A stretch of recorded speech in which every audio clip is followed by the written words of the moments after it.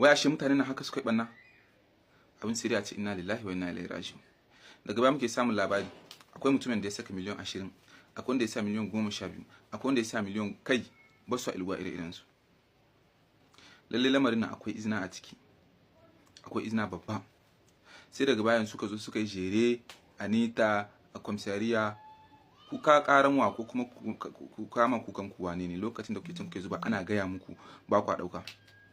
To haka nan ne misalin shine irin wannan daidai yake da ranar tashin kiyama. Ranar tashin kiyama Allah zai ce ma shin manzanni na malumai ba su zo ba su kai muku wa'azi ku kai kunnen oshe ku kai taurin kai ku kai bin su. To a yau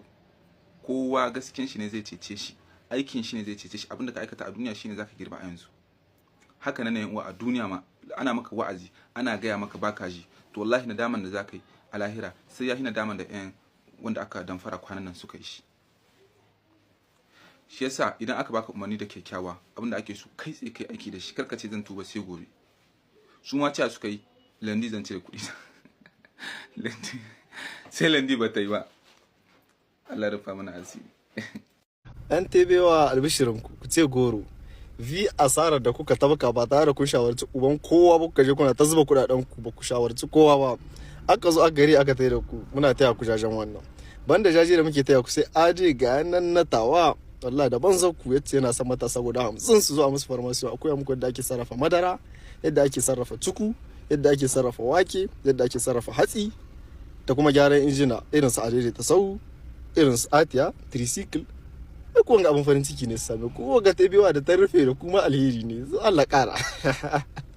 Sun wanke shi sun kwashe mishi kuɗi kuma sai suka bar shi daga shi sai un hawaye. Aujourd'hui je vous parle d'un ami qui s'est fait avoir par une application magique. Il était là, il y en a un kuɗin shi aux alentours de 200 000 francs et on était venu lui parler d'une application magique qui lui permettrait de multiplier cet argent sans fournir aucun effort. Aka ce mishi daga ya installe l'application kin ya sa kuɗi ciki za su aje mishi kuɗin shi et chaque semaine il touche de l'argent et son argent est toujours là de côté. Sai suka shawa mishi miya ga halshe en lui donnant une première somme de l'ouverture du compte et en lui garantissant qu'il pouvait à chaque moment retirer son argent à travers Manita ou Amanata. Étant donné qu'il a un petit côté du Wauta, il a accepté, il a versé tout son argent et il avait commencé à retirer de manière hebdomadaire quelques miettes. Wanga satin hidda jika bakwai, wancan hidda jika biyar, na sama hidda jika bakwai, ainsi de suite. Un beau jour ou mauvais jour, on lui avait annoncé que il devait renouveler l'abonnement de son compte afin de pouvoir continuer à retirer de l'argent et qu'il devait verser une somme importante, supérieure à celle qu'il avait déjà virtuellement dans son compte afin de pouvoir continuer à jouir de son argent virtuel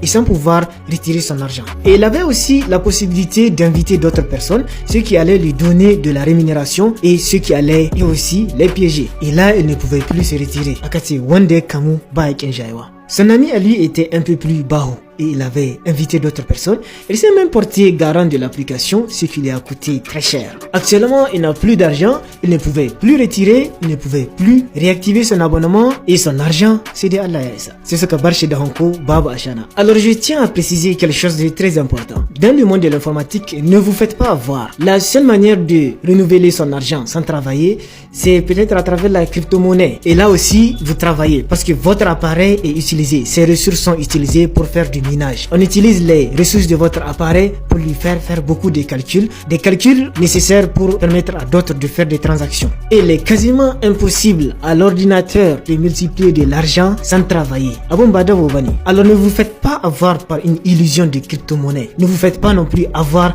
par une illusion d'investissement.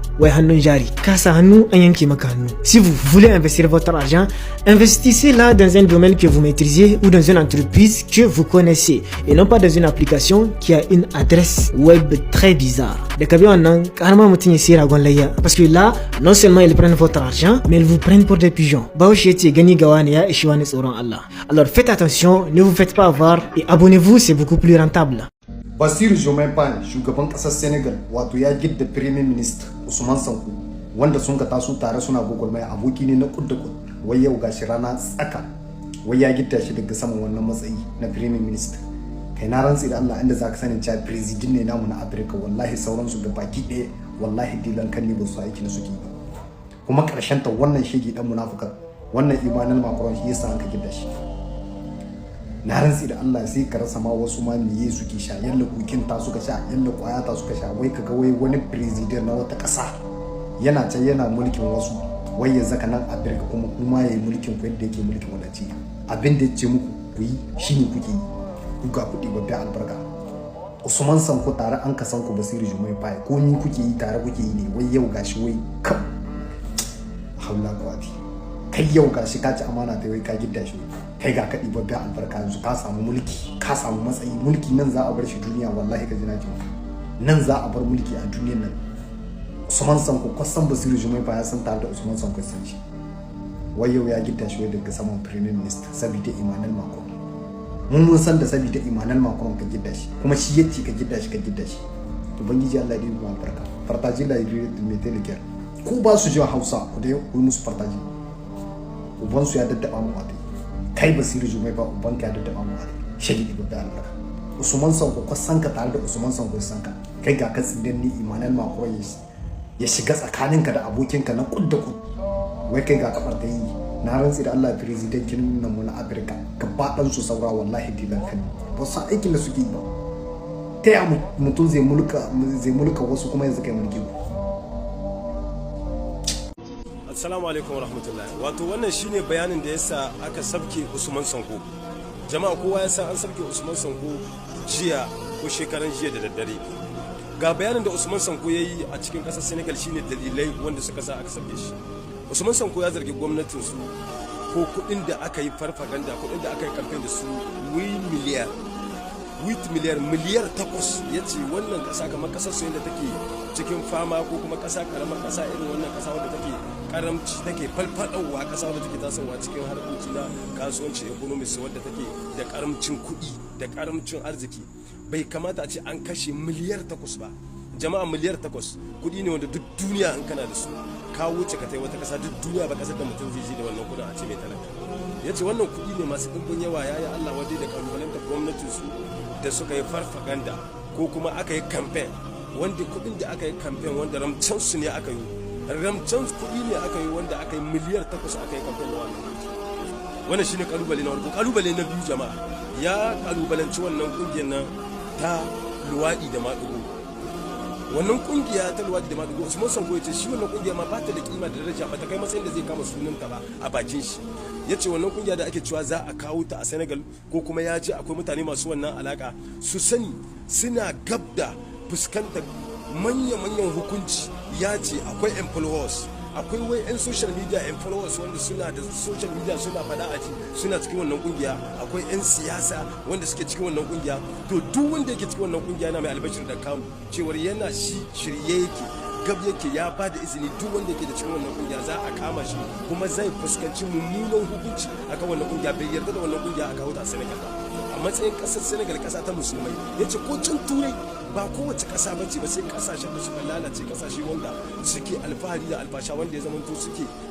ba su da musulunci gwamnati wannan ba gwamnati musulunci bace ce irin kasashe manyan kasashen Faransa America da su majalisar dinkin duniya wasu kasashe wanda suka darmewa abin gindi su ne suke yarda da wannan abubuwan su ne za su yarda a kawo su a cikin kasar sasa ba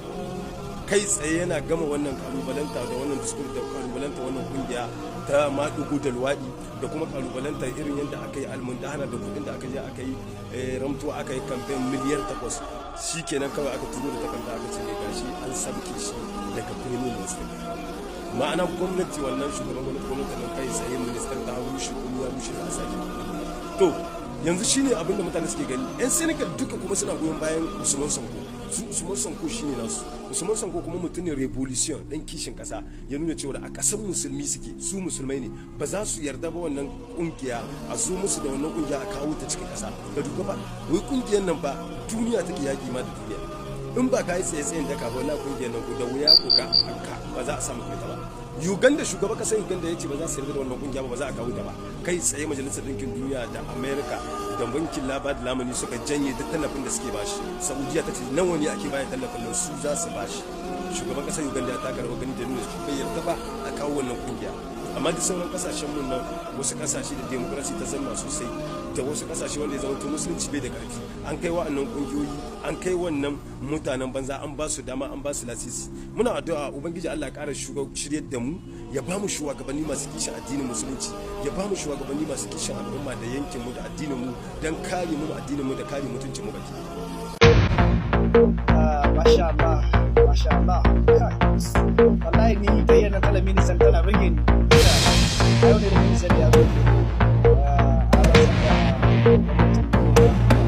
Shi ma ta ya yi kwana, a yi kwana sa shi masha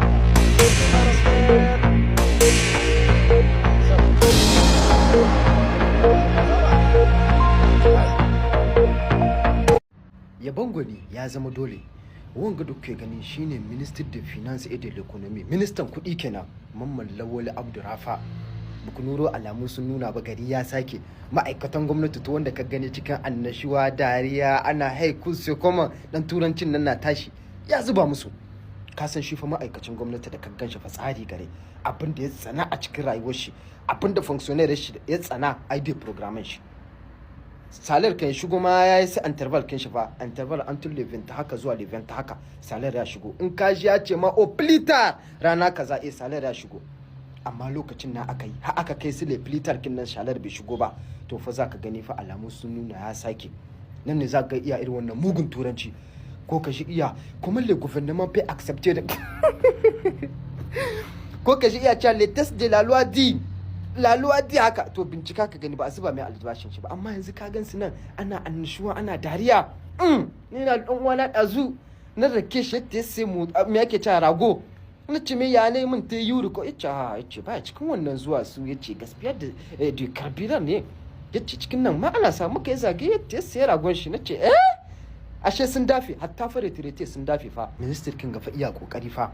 wallahi ana mai kyakkyawan zato ana yaban shi. Ko da Hausa suka ce ka ai gaugawa yaban amarya a bari hatta sai kare gidan mijinta, amma dai alamu dai sun nuna dai wagga hanya da ya kama dai har yanzu ba ma'aikacin da za a cewa ba a zuba mai salar ba, ko ma'aikacin da za a cewa iya biyar gwamnati a yare da salar ko wani abu makamancin shi. Haka ake so. Jinjina ta musamman ta shugaban kasa tun da shi ya nada shi, lokacin da ya nada shi an ji mutane suna cece ku ce, amma yanzu gashi ana alfahari da shi. Haka muke so.